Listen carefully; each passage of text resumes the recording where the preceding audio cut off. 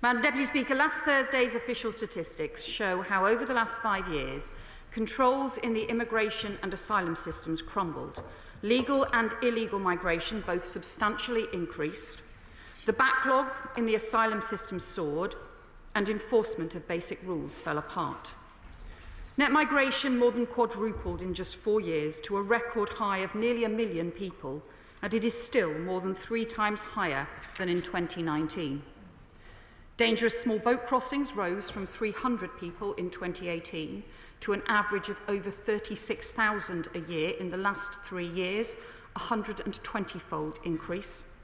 And in just a few short years, an entire criminal smuggler industry built around boat crossings has been allowed to take hold along the UK border. The cost of the asylum system has also quadrupled to $4 billion last year. In 2019, there were no asylum hotels. 5 years on, there are more than 200. Returns of those with no right to be here are 30% lower than in 2010. Asylum-related returns are down by 20% compared to 14 years ago. And that is the legacy that we inherited from the previous government, one that former ministers have themselves admitted to be shameful. Madam Deputy Speaker, this government is clear that net migration must come down. We're continuing with the visa controls belatedly introduced by the previous government, including the higher salary threshold, the 20% discount and the restrictions on dependent visas for students and care workers. But we must go further to restore order and credibility to the system. Since the election, we've set out new plans to ban rogue employers who breach employment laws from sponsoring overseas workers. We've reversed the previous Conservative decision to remove visa requirements from a number of countries where large numbers of people arriving as visitors were entering the UK asylum system instead, and we're reviewing visas further to prevent misuse. But we also need to overhaul the dysfunctional UK labour market that we inherited, including bringing together the work of the Migration Advisory Committee, Skills England, DWP, the new Industrial Strategy Council, to identify areas where the economy has become over-reliant on overseas recruitment and where new action will be needed to boost training and support. And that work will be at the heart of our new white paper, showing how net migration must and will come down as we set out new ways to link the points-based system with new requirements for training here in Britain.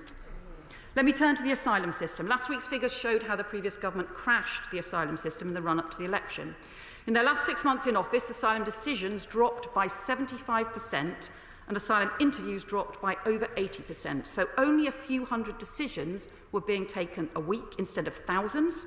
Caseworkers were deployed elsewhere and the backlog shot up. We've had to spend the summer repairing that damage, getting caseworkers back in place, restoring interviews and decisions, and substantially boosting returns. It will take time to deal with the added backlog and pressure on asylum accommodation that this collapse in decision-making caused. But the swift action we took over the summer has prevented thousands more people being placed in asylum hotels, saving hundreds of millions of pounds.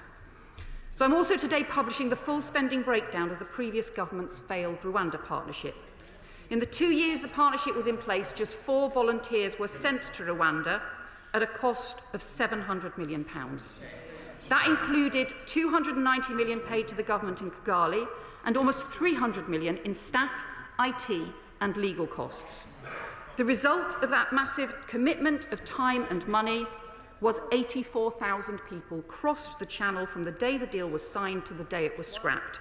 This so-called deterrent did not result in a single deportation or stop a single boat crossing the channel. For the British taxpayer, it was a grotesque waste of money. Since the election, we swiftly deployed many of the people who were working on fantasy planning for the Rwanda scheme into working onto actual flights instead for those who have no right to stay in the UK, helping to deliver nearly 10,000 returns since the election. Enforced returns are up by 19%. Voluntary returns are up by 14%. Illegal working visits are up approximately 34%, and arrests from those visits are up approximately 25%. And I can tell the House this new programme to tackle exploitation and ensure the rules are enforced will continue and accelerate next year.